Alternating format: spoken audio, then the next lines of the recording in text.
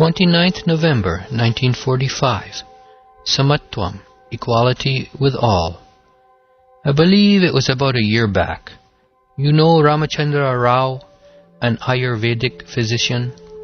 For preparing a medicine that would give strength to Bhagavan's body, he made out a long list of the necessary herbs and ingredients and showed it to Sri Bhagavan. Like a good boy who would readily obey instructions, Bhagavan went through the whole list, praised the efficacy of the various drugs, and finally said, "For whom is this medicine, my dear man?" He said quietly, "For Sri Bhagavan himself." On hearing that, Bhagavan said, "No doubt you have given me a long list, but where am I to get the money for it? It may cost ₹10, and who am I to approach for it?" Someone quietly said, looking around at the ashram property, "Whose is all this, Swamiji?"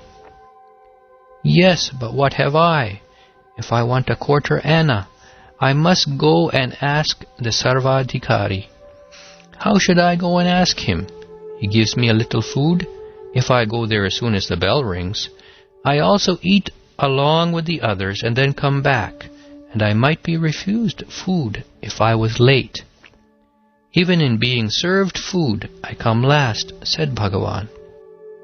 The poor physician trembled with fear and, with folded hands, said, "Swamiji, I just showed you the list and I myself will get the required drugs." Upon this, Bhagavan said, "Oh yes, you will get them? But if that medicine is good for me, it must necessarily be good for all the others here. Can you give it to them also as well as to me?" When some people said, "Why do we want it, Swamiji?" Bhagavan replied, "If people who do physical work don't need a bodybuilding tonic, how do I, who merely sits here and eats? No, that can't be." Once before, Dr. Srinivasa Rao told Bhagavan about an allopathic medicine which gives strength and said that it would be good for Bhagavan if he took it. Bhagavan said, "Yes, that is all right. You are rich and can take anything. But what about me? I am a mendicant. How can I have such a costly medicine?"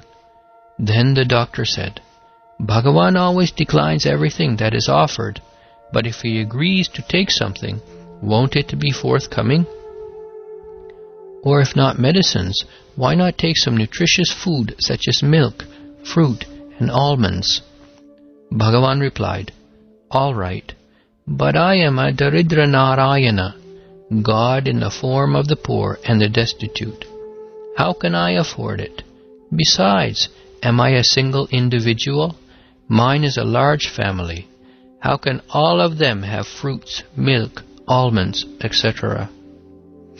Bhagavan dislikes anything special for himself. He has often told us that if anybody brings eatables and distributes them amongst all, he will not mind even if he is left out.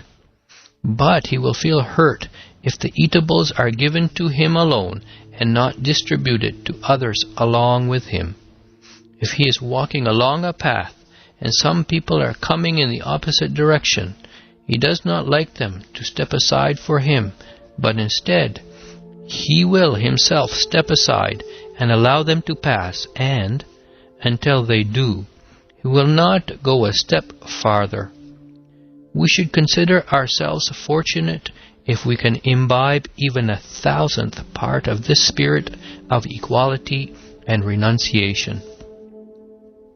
If dull-witted people like me, who do not know his ideas, give him preferential treatment in matters of food, etc., he excuses a great deal, since forbearance is his nature.